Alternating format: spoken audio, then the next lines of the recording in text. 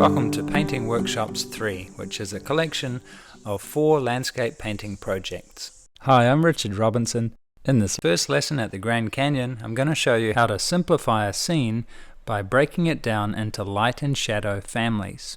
Then I'll show you how to make a 2-value statement, and after that, I'll take you through a full color study.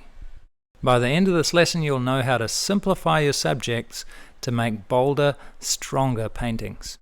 In the next workshop from Monument Valley called Park Lane, you'll learn how to take a scene like this, or any scene, and give it an overall color harmony.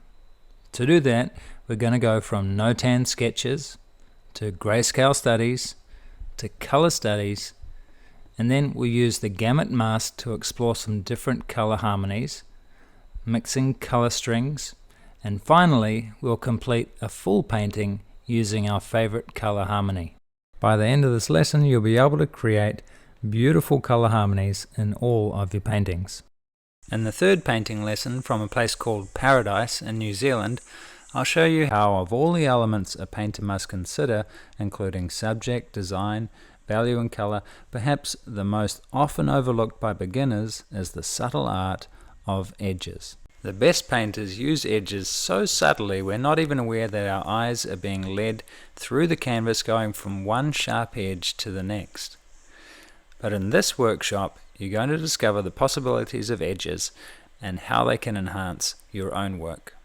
In the final lesson, again from New Zealand, I'll show you why one of the best ways to learn more about color is to limit our palette to just 3 primary colors. Most of the colors you could want to use in a painting can be made with just red, blue, yellow and white.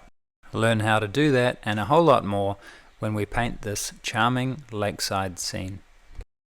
You'll gain a much better understanding of how to mix your colors. Learn by comparing your work with other students' work and by reading my personal critiques. This is a great way to improve your painting quickly.